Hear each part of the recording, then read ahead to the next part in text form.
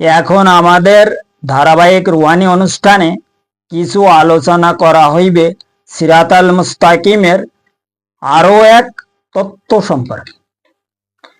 এবং আজকের পর্বে উক্ত উল্লেখকৃত সেই তত্ত্ব হইল শয়তানের সমস্ত কর্মের মধ্যে হইতে তাহার কিছু সঠিক কর্ম সম্পর্কে আমাদের আজকের পর্বে দলিল প্রমাণ সহ আধ্যাত্মিক দৃষ্টি অনুসারে এবং দেহতত্ত্বের হিসাব অনুযায়ী কিছু আলোচনা করা হইবে।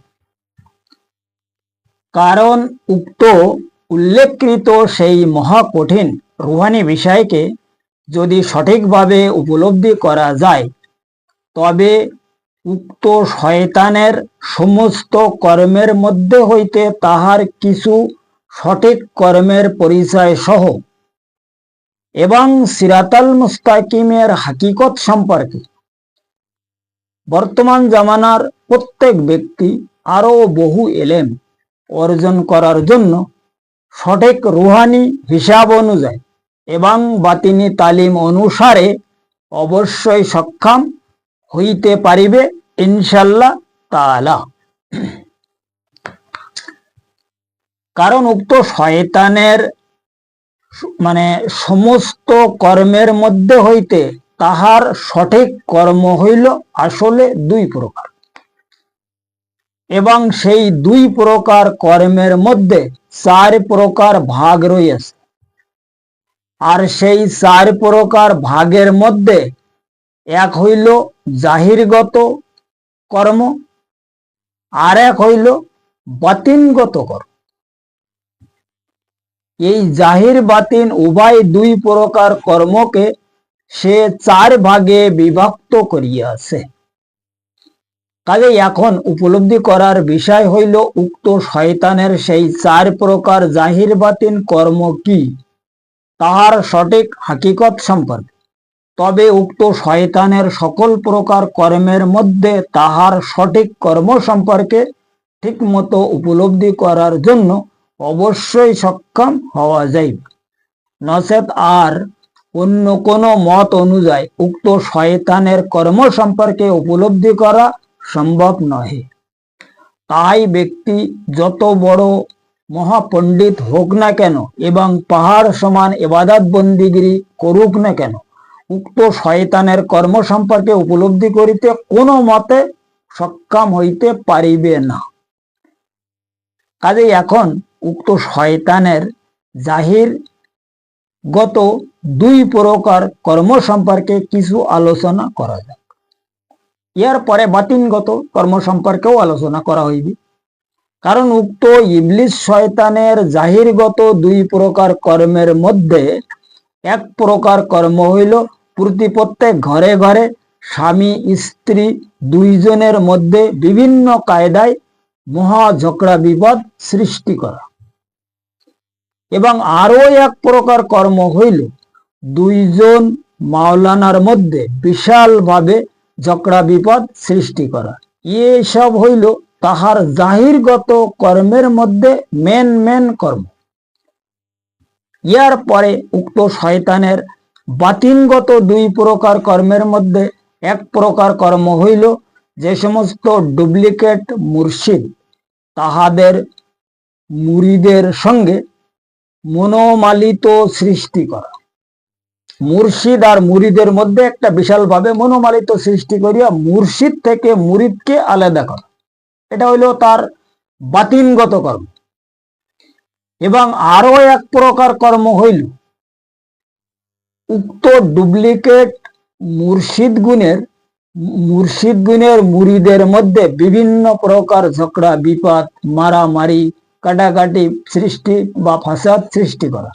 কিন্তু যাহারা সঠিক মুর্শিদ তাহাদের সঙ্গে কিংবা তাহাদের মুরিদের সঙ্গে উক্ত শয়তানের সেই সমস্ত শয়তানি কর্ম মোটেও চলে না।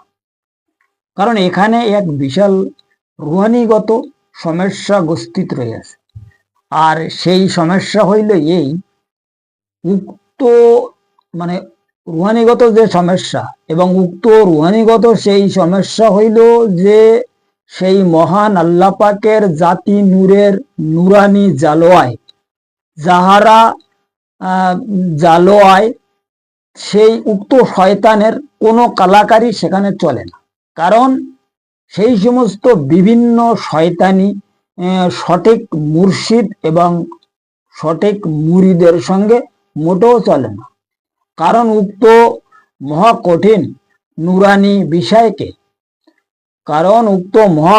সেই নুরানি বিষয়কে যারা, যে সমস্ত ব্যক্তিদের সেই মহান আল্লাহ পাক তার জাতি নূরের সাহায্য মুর্শিদ বানায়, আর ওই মুর্শিদের যে সমস্ত মুরিদ আশেকান, যাদেরকে আমরা তালিব বলি, এদের মধ্যে ওই শয়তানের কালাকারি কি জন্য চলে না, সেই ব্যাপারে মানে সেই মহান নবী পাক সালাতুসালাম তাহার সেই মহাওয়াসিম জবান মোবারকে দুনিয়ার প্রত্যেক মানব গোষ্ঠীগুণকে সঠিক রুহানি তালিম অনুযায়ী এবং বাতিনি রাস্তাকে ইশারা করিয়া সিরাতাল মুস্তাকিমের প্রমাণ সহ তিনি এক হাদিসে এরশাদে ইগরামিন ফরমায়া, ইত্তাকু ফারাসিতুল মুমিন ফাইন্নাহু ইয়ানজুর বিনুরিল্লাহ।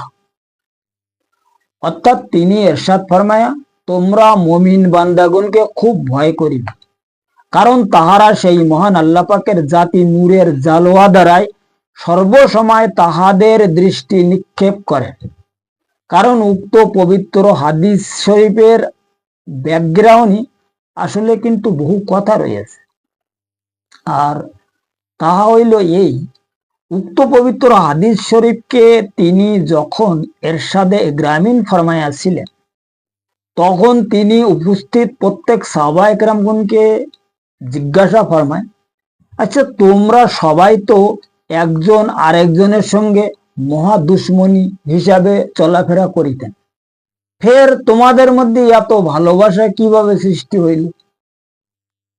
সেই সময় সারে সাহাবা একরাম জবাব দিলেন যে সেই মহান আল্লাহ পাক এবং তাহার নবী পাক সালাতুসালাম খুব ভালো জানে, আমরা কেউ কোনো কিছু মোটেও জানিনি এ ব্যাপারে, যে আমাদের মধ্যে এত ভালোবাসা কিভাবে সৃষ্টি হইয়াছে। তখন তিনি ইরশাদ ফরমাইলেন, এসব হইল সেই মহান আল্লাহ পাকের জাতি নূর মুবারকের মহাকরেশমা, কারণ তাহার সেই উক্ত পবিত্র নূর মুবারক তোমাদের এই ভালোবাসা সৃষ্টি ফরমায়া।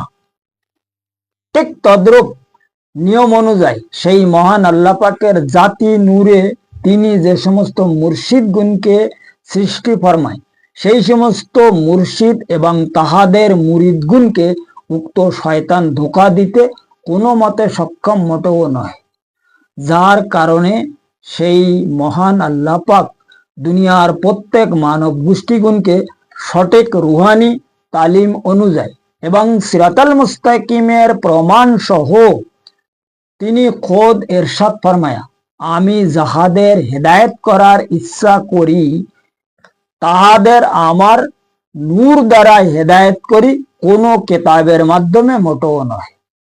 আর এই কথা সূরা নূরের 35 নম্বর আয়াতে ফরমানো রয়েছে, ইহাদিল্লাহি লিনুরিহি মাইয়াশা। এখন এই যে হেদায়েতের যে বিষয়, হেদায়েতের বিষয়টা এখানে কিছুটা ক্লিয়ার হওয়া যায় যে যারা সঠিক মুর্শিদের পায়রবি করিতেছে তাদের ওই নূরের জালোয়ায় শয়তান সেখানে ধোঁকা দেবার কোনো ক্ষমতা রাখে না। কারণ এই যে নফসানি রুহ আমাদের মধ্যে, এরা নূর থেকে বহুত দূরে থাকে, নূরের তাপ এরা কোনো মতে নিতে পারে না। কারণ আমাদের সিনার মধ্যে যে খান্নাস আছে, খান্নাস এই দেহর মধ্যে, এই খান্নাস মানে যেই মানব দেহর মধ্যে নূর সৃষ্টি ও খান্নাস বাইরে চলে, আচ্ছা খান্নাস বাইরে চলে যাওয়ার পরে তখন এর ভিতরে যে সমস্ত আরো অন্যান্য নফসানি রুহ আছে, যে তাদের যে সমস্ত লিডার আমরা লাবামা মুলিমা মুতমাইনা, এরা ধীরে ধীরে পবিত্র হওয়া শুরু করতে, যাদেরকে বলা হয় নফসের তাজকিয়া। এখন তাজকিয়া মানে হচ্ছে পবিত্র। এখন এই পবিত্র হওয়া যখন শুরু হয়ে যায় তখন এদের স্বভাব চরিত্র ঠিক হয়ে যায়। কিন্তু এইভাবে হয় না, ওই সময় হবে যখন সেই মহান আল্লাহ পাকের জাতি নূর আমাদের মধ্যে প্রবেশ করবে। আবার এরপরে ওই জাতি নূর প্রবেশ করার জন্য, মানে তাহার নূর হাসিল করার জন্য সর্বপ্রথম আমাদের নিজেদেরকে সেপাতি নূর সৃষ্টি করা লাগবে। এখন এই সেপাতি নূর কিভাবে সৃষ্টি হবে এ ব্যাপারে তো বিভিন্ন কোরআন হাদিসে বলা আছে, এবং আমার প্রোগ্রামের মধ্যে আমি বলে দিচ্ছি, এবং হাদিস শরীফেও পরিষ্কারভাবে হুজুরে আকরাম বলি মানে ফরমায় আছে যে আমরা কিভাবে সেই মহান আল্লাহ পাকের সেপাতি নূরটা আসলে সৃষ্টি করতে সক্ষম হইব। এখন এই সেপাতি নূর যতক্ষণ সৃষ্টি না করা যাবে ততক্ষণ মতো আমাদের ভিতরে যে সমস্ত রুহানিগত ফাংশন আছে, যেগুলো ইনসানি রুহ, তারা কোনো সময় জানি সবাই দেখতে পারবে। এখন এই রুহু যখন সবালই যায় তখন এরা সবাই জিকির করে, তখন তো নূরই নূর হয়ে যায়। এখন যখন নূরই নূর হয়ে যায় নফসানি রুহু যখন, তখন ওই শয়তানের সঙ্গে ওর কানেকশন মুর্শিদ কেটে দেয়। এখন মুর্শিদ যখন তাদের শয়তানের সঙ্গে কানেকশন কেটে দেয়, এখন এই নফসানি রুহুর মুর্শিদ হইল শয়তান, আর কলবের মুর্শিদ হইল যিনি আল্লাহর মনোনয়ন প্রাপ্ত একজন বান্দা, অর্থাৎ যাহাকে আমরা কামেল জাত ওলি কিংবা সঠিক মুর্শিদ বলি, ইনি হচ্ছে লতিফায় কলবের মুর্শিদ। এখন মানে কলবের সমস্যার পর উনি কি করে, ওনার নিজের মুর্শিদকে স্মরণ করে। আর নফসের যখন সমস্যা হয় ও কি করে, ওর মুর্শিদকে স্মরণ করে। ওর মুর্শিদ হচ্ছে কেটা, শয়তান। এখন শয়তানের সঙ্গে যখন কানেকশন কেটে দেওয়া হয়, কানেকশন কিভাবে কাটে, যখন এই যে আমাদের মধ্যে যে নফসানি রুহ আছে, এই যে আম্মারা, লাবামা, মুলহিমা, মুতমাইনা, এরা যখন আমাদের আয়ত্ত এসে যায়, এরা যখন পবিত্র হয়ে যায়, এদেরকে যখন জ্ঞান খুলিয়ে দেওয়া, এরা বুঝতে পারে যে আসলে এইটা সঠিক। আর এতদিন আমাদেরকে একটা ধোকা দে বিভিন্ন ভাবে গোমরাহ করিয়া অন্য রাস্তায় আমাদের সাজেশন দিয়ে যাচ্ছে, তখন তারা ওদের মুর্শিদের সঙ্গে কানেকশন ক্যাট করে দেয়। যেমন এই ডুপ্লিকেট মুরিদের আর মুর্শিদের সঙ্গে কানেকশন ক্যাট করে, এইটা ওর নিজের সঙ্গে, কার সঙ্গে, শয়তানের সঙ্গে। যে কারণে আজকের আমার এই প্রোগ্রামের মতলব মূল উদ্দেশ্য যে শয়তানের সমস্ত কর্মের মধ্যে হইতে তাহার কিছু সঠিক কর্মর পরিচয় সম্পর্কে আজকের আলোচনা করার আসল বিষয় হলো এইটা। যেমন আমাদের এই যে সমস্ত জালি পীর, ডুপ্লিকেট মুর্শিদ, এদের মুরিদের মধ্যে দেখবা সবসময় জন্য একজন আরেকজনের সঙ্গে কিন্তু সবসময় জন্য পতা নেই কিছু কোনো না কোনো সমস্যা লেগে দিয়েছে। একজন আরেকজন নামে কি বলতেছে, আরেকজন আরেকজনের নামে কি বলতেছে, অনেক অনেক অনেক দরবারে দেখে যাচ্ছে বহুত মারামারি কাটাকাটি হচ্ছে। আচ্ছা, মুর্শিদের সঙ্গেও তাদের কিন্তু বিশাল মনোমালিত। কারণ কি, আরে আমার হলো না, আমার তা হলো না, আমি এত টাকা দিলাম, আমার কোনো কিছু হইলো না। এটা হচ্ছে এসব এসব ফাসাদ গুলো শয়তান লাগাই রেখেছে। কথা বুঝে গেছে?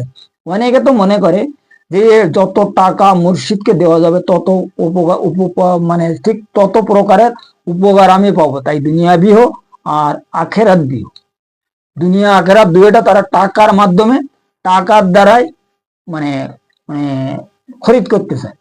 এ ধরনের মুর্শিদ আছে, আর এই ধরনের মুরিদও আছে। আর এখন অধিকাংশ মুর্শিদদের তো এই অবস্থা যে তুমি মাসে মাসে আমার এখানে নজরানা পাঠাও, তোমার পরকালের এহকালের সার দায়িত্ব আমার, তোমার কোনো চিন্তা করার দরকার নেই। এরকম তো ভালোভাবে দেখা যাচ্ছে, শোনাও যাচ্ছে, অনেকে ওইসব বলেও আমার কাছে, আমার সঙ্গে অনেকের সঙ্গে বহু কথাবার্তা হয়। এই হইল মানে এই কারণে আজকের আমার এই প্রোগ্রামকে খাড়া করার বা আলোচনা করার একটা বিষয়। যেমন শয়তান খোদ আমাদের এই মানব গোষ্ঠীর মধ্যে মানে বিভিন্ন কায়দায় স্বামী স্ত্রীর মধ্যে, এক মাওলানা আরেক মাওলানার সঙ্গে, মুরিদ মুর্শিদের সঙ্গে, মুরিদ মুরিদের সঙ্গে এইভাবে করি বেড়াচ্ছে। ঠিক এই কাজটা করে কারা, যারা কামেল মুর্শিদ। কি করে, ওই শয়তানের সঙ্গে ও যে চেলাবেলা আছে এদেরকে কানেকশন কাটিয়ে দেয়। কানেকশন কাটিয়ে দেওয়ার পরে তখন ওদের মধ্যে ওই মানে ওই আমাদের মধ্যে যে সমস্ত রুহানিগত ফাংশন আছে, যেটা নফসানি রুহু, যেটাকে আমাদের ক্ষতিকার, এই রুহু শয়তানের সঙ্গে কানেকশন কাটিয়ে দেয়। ওরা নিজেরাই কেটে দেয়, কারণ ওরা বুঝতে পারে ওদের মধ্যে যখনই নূর প্রয়োগ করা যাবে, নূর প্রয়োগ করার সাথে সাথে ওদের মানে যেটা মানে কি ইমানি জ্ঞান, এটা খুলে দেয়। ইমানি জ্ঞান খোলার পরে তখন আল্লাহ রাসূল সম্পর্কে তাদের সুদবুদ হুশ আসে। তখন বলে, আরে আর ইয়ে তো আমাদের ধোকা দিতে এতদিন ইসলা গোমরাহ করি, ইয়ে তো পথভ্রষ্ট রাস্তায় আমাদের চালাচ্ছে, আর আমাদের মাথায় কাটাল রেখে কোষ বেরকে খাচ্ছে। তখন ওরা নিজেরাই বলে, তাহলে কোন হয় তুই? যদিও শয়তান কোনো রকমের সেখানে পৌঁছে যায়, বলে তুই যা ভাই, তোর আমরা চিনি, তোর তো অনেকদিন প্রভু মানেছি, আর না, এখন আমরা বুঝতে শিখেছি, অরিজিনাল হকের সন্ধান পাইছি। এই জন্য কোরআন শরীফের কোন এক মোকামে আল্লাহ ফরমায়া যে আমি জিন আর ইনসানকে সৃষ্টি ফরমায়া আমার ইবাদত করার জন্য। এখন এই জিনকে ইবাদত করানোর দায়িত্ব হচ্ছে ইনসানকে। আর ইনসান সেই ব্যক্তি যে ব্যক্তির কলব লতিফায় মুনিব হয়ে গেছে। আর ছোট মোটো মুমিন না, মোকাম্মেল মুমিন যিনি, মোকাম্মেল মুমিন, যে সম্পর্কে কোরআন ফরমায় আল্লাহ তাকরাবুস সালাতা ওয়া আনতুম সুকারা, পাক্কা ইমানদার হয়ে গেছে তারা। তাদের দিলের উপরে আল্লাহ ইসমে আজম খোদাই করে লিখিয়া দিয়েছে। এনারাই কি করে তখন এই এই জিন জাতিদের একটা হুশির মধ্যে আনে, জিন জাতিদের হুশির মধ্যে আনে। আর এর মধ্যে যারা শয়তান জিন আছে, যাদেরকে তাগু জিন বলে, যে অপতাগু, এই যে তাগু জিন, অপতাগু ইলাইহিল ওসিলাতা ওয়াজাহিদুল ফি সাবিলিল্লাহ, যে আয়াত আমরা পড়ি, ইয়ে ফার্স্টে এখানে বলা হয়েছে অপতাগু। এই তাগু জিন হচ্ছে এই জিনিদের মধ্যে সবচেয়ে বড় শয়তান জিন। আর এরা হইল রুহানি রাস্তার 1 নম্বর শত্রু। এরা হচ্ছে শয়তানের 1 নম্বর চেলা, মানে একদম শয়তানের একনিষ্ঠ ছেলে। কথা বোঝা গেছে? যেমন আমাদের যারা দুনিয়াদারি মুর্শিদরা আছে, চাই ডুপ্লিকেট হোক চাই অরিজিনাল, যে সমস্ত মুরিদরা মুর্শিদদের বেশি অংশ পায়রাবি করে, ওনার কথা শুনে, ওনার হুকুম মানে, উনারা কিন্তু সেই মানে আমরা সেই সমস্ত মুরিদদের আমরা ভালোবাসি, বেশি অংশ ভালোবাসি। যেমন স্কুল কলেজে যে সমস্ত স্টুডেন্ট বা ছাত্র ভালো পড়ালেখা করে, ভালো নাম্বার আনে, ভালো স্ট্যান্ড করে, তাদের প্রতি টিচার, প্রফেসর, প্রিন্সিপাল, এনাদের সবার একটা বিরাট অন্য রকমের একটা মহব্বত থাকে। ঠিক তদ্রূপ একটা ব্যাপার এই শয়তানের। শয়তান এই তাগুজেনদের একটা বিরাট যত্ন করে এবং তাদের একটা বিরাট আকারের অধিকার বেড়ে গেছে, এবং তারা হচ্ছে তাহার একটা বিরাট পেয়ারা। কারণ এরা মানব দেহর মধ্যে এদের বসবাস, বিভিন্ন কায়দায় মানব গোষ্ঠীকে পথভ্রষ্ট করিয়া বেশি অংশে এই রুহানি রাস্তায় যারা চলে তাদের পিছনে তাগু জেন যে কতটা লেগে আছে একথা ধারণার বাইরে। কিন্তু যদি ওই ব্যক্তির মধ্যে কোনো কামেল মুর্শিদের ফায়েজ থাকে, তখন এই তাগু জেন ওখানে ঢুকতে পারে না। কি জন্য ঢুকতে পারে না? ওই যে নূরের জালোয়া, নূর থেকে এরা বহুত দূরে থাকে। কারণ নূরের জালোয়া এদের উপর পড়ার পর এরা মোটেও সহ্য করতে পারে না। যেমন আমাদের আগুনের তাপ লাগলে আমরা সহ্য করতে পারিনি, ঠিক এই এদেরকে এই অবস্থা। এরা হচ্ছে নারী জিনিসপত্র, এরা নূর সহ্য করতে পারে না। এখানে একটা বিরাট একটা নূর আর নারের একটা বিরাট হিস্টোরি আছে, যদি মালিক চায়। এবং নূর আর নার সম্পর্কে আমি কোনো একটা প্রোগ্রাম বানাবো, তখন ওই প্রোগ্রামটায় সবাই বুঝতে পারবে যে নূর কাকে বলে আর নার কাকে বলে, নূরের কতটা অ্যাকশন আর নারের কতটা অ্যাকশন, এটা পরিষ্কার বোঝা যাবে। এই সম্পর্কে বহুত লম্বা কথা আছে। এরপর এই সম্পর্কে আমার একটা ইচ্ছা আছে একটা প্রোগ্রাম বানাই দেওয়ার জন্য। কারণ প্রত্যেক ব্যক্তি আসলে একটা বিভ্রান্ত আছে, নূর কি বস্তু, নূর আসলে কি, এইটা নেই। এটা সবার মধ্যে একটা কন্ট্রাডিকশন রয়ে গেছে। এই কন্ট্রাডিকশনটা দূর করার জন্য আমি হয়তো একটা প্রোগ্রাম বানাবো, ইনশাল্লাহ মালিক যদি তৌফিক করে। এ ব্যাপারে দেখি মালিক মহাজন কি বলতেছে। এখন ব্যাপার হলো এই যে শয়তানের যে প্রসঙ্গ, এই শয়তানের যে ধোঁকা, এই ধোঁকা সম্পর্কে হুজুর পাক লাখো করোড় হাদিস আমাদেরকে ফরমাই গেছে। লাখো করোড় হাদিস, ছোট মোটো হাদিস না। তিনি ইয়া তালাক লাস্টে ফরমায়া দায়া নফস কা ওয়াতালা। কারণ শয়তানের যে খলিফা লতিফায় নফস, তোমরা সবাই নফসের দায় ঠিকই নিই। আল্লাহ পাক কোরআন শরীফ ফরমায় কাদা ফালা মান তাযাক্কা। এরপরে আরো অন্যান্য সূরায় অন্যান্য জায়গায় দেখা যায়, সূরা আন-নাসের মধ্যে তুমি পরিষ্কার ভাবে খুলে বলিতেছে যে জিন তোমাদের প্রকাশ্য দুশমন, তোমাদের সিনার মধ্যে বসে আছে কুমন্ত্রণা দেওয়ার জন্য। প্রত্যেক ব্যক্তির সিনার মধ্যে জিন অবশ্য বসে আছে একজন আরেকজনের কুমন্ত্রণা দেওয়ার জন্য। এখানে উনি আল্লাহ রাব্বুল আলামিন ইজ্জত আমাদের পরিষ্কার ভাবে রাস্তা খুলে দিয়েছে, দেখাই দিয়েছে, বুঝাই দিয়েছে, এবং ওই রাস্তায় চলার জন্য তিনি সিরাতাল মুস্তাকিমের মাধ্যমে বড় বড় মানে মহাপুরুষদের আবির্ভাব ঘটাইছে এবং আজও ঘটাচ্ছে। এই জন্যই এখানে আমাদের আসলে ব্যাপারটা খুব প্রখরভাবে জানা এবং বোঝার প্রয়োজন আছে। এই শয়তান আমাদের কোন কায়দায় কিভাবে বিভ্রান্ত করিতেছে, তার তো হাজারো কাজ। অনেক কাজ তারই মধ্যে আজকে যে আমি যে কয়েকটা দুইটা সাইড আলোচনা করলাম, যেটা হচ্ছে 4টে কর্মের ব্যাপার। একটা হচ্ছে কি, একটা জাহিরি কর্ম, আর একটা হচ্ছে বাতিনি কর্ম। জাহিরি কর্ম কি, একটা ভালো সুন্দর ফ্যামিলিকে বিভিন্ন কায়দায় মানে ঝগড়া বিবাদ সৃষ্টি করে ওদেরকে তছনছ করে দেবো, স্বামী স্ত্রীর মধ্যে একটা মনোমালিত সৃষ্টি করে ঝগড়া বিবাদ বিভিন্ন কিছু খাড়া করে দেবো। আরেকটা হচ্ছে কি, কোন একজন মাওলানা সাহেবের সঙ্গে আরেকজন মাওলানা সাহেবের বিভিন্ন মাসাল্লা মাসাইল ও তা দে বিরাট আকারে দুশ্মনী সৃষ্টি করে, ওখানে দেখো বিশাল জিয়াদ চালিয়ে ও দরুদ শরীফ পড়ে না, ও করে, কিয়াম পড়ে, তা দাঁড়ায় কেন, সব কোনো হাদিসই নেই, কোনো ওয়াকিয়াই নেই, কোরআনে সমস্ত নেই। এই নিয়ে তাদের মধ্যে একটা বিরাট ডাকো ঝামেলা বাঁধাই দিচ্ছে। কিটা করতেছে সব, ওইটি করতেছে, ওই শয়তান। কোরআন শরীফে এ ব্যাপারেও পরিষ্কার ভাবে উল্লেখ করা আছে বিভিন্ন স্থানে বিভিন্ন জায়গায়। কোরআনের মধ্যে যেসব কথা উল্লেখ করা রয়েছে সেগুলো তো আমরা খুলে দেখিনি। আসলে আমাদের একটা মেন প্রবলেম হয়েছে এই, কোরআন হাদিস আমরা দেখার চিন্তা, আমাদের টাইম নেই। আমরা কি জিনিস দেখি, মাওলানা সাহেব কি বলেছে, অমুক মাওলানা কি বলেছে, মুফতি সাহেব কি বললো, মুহাদ্দিস সাহেব কি বললো, মুফাসসির সাহেব কি বললো, এই ফতোয়ার জ্বালায় আমরা ব্যস্ত আছি তাদের জন্য। কিন্তু আমরা কোরআন আর হাদিস খুলে দেখি, এই হচ্ছে আমাদের সবচেয়ে বড় প্রবলেম। আর এই প্রবলেমের কারণে আমরা কিন্তু দুনিয়ার সবাই জর্জরিত। কারণ হচ্ছে আমরা যে ইমান একিনের ব্যাপারটা নিয়ে যদি আমরা নিজেরা একটু জাস্টিফাই করি, নিজেরা একটু বোঝার চিন্তা ভাবনা করি কোরআন হাদিস সম্পর্কে, তাহলে আমাদের মধ্যে কোনো প্রবলেম থাকে না বাবা। কিন্তু আমাদের মেন অসুবিধা হচ্ছে কি, মেন রোগ হলো কি, আচ্ছা দেখি ও মাওলানা সাহেব কি বলে। কারণ আমাদের ওই যে মাওলানা ছাড়া তো আমরা বুঝিনি, তাই না? এখানে আমাদের আইএমএ একরাম কি বলেছে, ওনাদের কি ফতোয়া আছে, ওনাদের ওই যে আমরা এখন মরে যাচ্ছি কি ব্যাপারে, আমাদের আইয়ামে একরাম কাদেরকে বলে, যারা এদেরকে বড় বড় সোসাইটি, বড় বড় নেতা, মাওলানাদের মধ্যে বড় বড় নেতা আছে, এদের কারণে আমরা মরে যাচ্ছি। কথা বুঝলি? এখানে ইসলামের যেটা ব্যাপার, ইমানের যেটা, দেখো ইসলামের সঙ্গে ইমানের কোনো সম্পর্ক নেই। ইসলাম আলাদা জিনিস, ইমান আলাদা জিনিস, মমিন আরো আলাদা জিনিস, আর ওলি তার থেকে আরো আলাদা জিনিস। এই জন্য এই ব্যাপারগুলো বুঝতে হবে। এখানে বোঝার অনেক কিছু সমস্যা আছে, যে কারণে বর্তমান সময় এই সুফি সম্প্রদায়ের মধ্যে বিভিন্ন মতভেদ দেখা যাচ্ছে। একজন সুফি একরকম বলতে, আরেকজন সুফি আরেক রকম বলতেছে।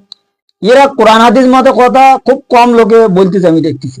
এরপরে যারা কোরআন হাদিস মতে কথা বলতেছে, কিন্তু তারা এই সুফিদের স্তরের ভিতরে অনেক ফেরাগোরা আছে। তারা হয়তো কোনো রকমের কিছু মানে নফসের তাজকিয়া বা কলবের তাজকিয়া সম্পর্কে কিছু মানে এলেম হাসিল করেছে, তারা মনে করতে আমরা একবার বিশাল কিছু হয়ে গেছি, আল্লাহ টাল্লাহ কিভাবে পাওয়া যায়, আল্লাহ রসুল সব আমরা পেয়ে গেছি, আমাদের এই সব মানে তাদের মধ্যে এই প্রবলেম। আর কিছু সুফি আছে তারা তো এই ব্যাপারে কিছু জানেই না, না তারা কোরআন মানে না হাদিস মানে, তারা যেটা জানে ওইটা মানে। এটা হচ্ছে তাদের জানকারি এলেম। এখন এই জানকারি এলেম অন্তিম সময় কোনো কাজে আসবে না বাবা। জানকারি এলেম যেটা, এটা অন্তিম সময় কোনো কাজে আসবে না। কারণ তিনি পরিষ্কার ফরমায়া, তোমরা যখন আমার কাছে আসবা কলবে সেলিম সঙ্গে নিয়ে এসো, কমসে কম বাঁচার জন্য। এটা হচ্ছে কমসে কম মুক্তির উপায়। কোরআন বলি যে, আমি বলতে যে কথা, এটা আমার ব্যক্তিগত কথা না, এটা হচ্ছে কোরআনের কথা। কথা বোঝা গেছে? এই হলো মেন ব্যাপার। যাই হোক, আজকের আলোচনা এই পর্যন্ত রাখা হইল। এখন আমি যে আজকের এই যে কি বলে, এটা শয়তানের সমস্ত কর্মের মধ্যে হইতে যে তাহার কিছু সঠিক কর্ম সম্পর্কে যে আলোচনা মানে করা হইল, এর মধ্যে আগে পিছে আরো বহুত বোঝার বিষয় আছে। এটা তো আমি একটা মোটামুটি টাচ দিচ্ছি আপনাদের একটা উপলব্ধি করার জন্য। এই ব্যাপারে যদি আরো কিছু কারো জানার প্রয়োজন হয়, বোঝার মানে সে ইচ্ছা করে, তা আমাদের সঙ্গে যদি সম্পর্ক করে, ডিসক্রিপশনে আমার নাম্বার দেওয়া আছে, এবং আমার সিরাতাল মুস্তাকিমের সোসাইটির মধ্যে যে সমস্ত লোকজন আছে এখান থেকে, যারা আমার সঙ্গে যারা সম্পর্ক করিয়াছে, যারা এখান থেকে উপকৃত হচ্ছে, তাদের সঙ্গেও সম্পর্ক করলি এই ব্যাপারে আরো জানা যাবে। কোনো অসুবিধা নেই ইনশাল্লাহ তাআলা। এখন আজকের আলোচনা এই পর্যন্ত রাখা হইল।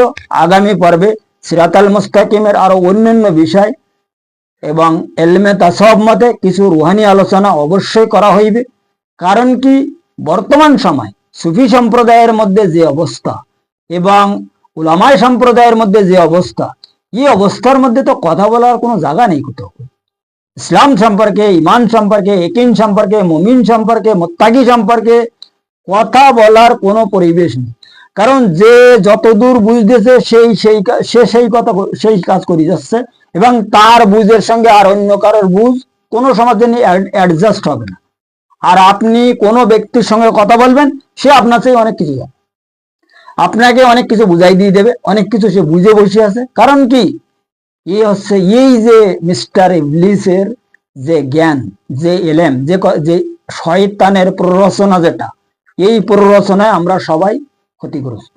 কারণ লতিফায় নফস আছে তার খলিফা, আর আমাদের মধ্যে লতিফায় নফস গ্রাস করে দিয়েছে।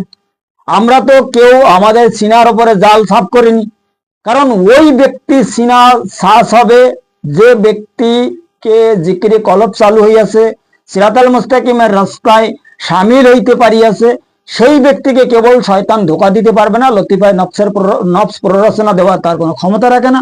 তো অন্য ব্যক্তিকে তো লতিফায় নফস প্ররোচনা দেবেই, শয়তানের ধোকা তাকে পড়িতে হবেই, কোনো মাপ নেই। কারণ এই ব্যাপারে কোরআন সাক্ষী আছে, হাদিস গাওয়া আছে।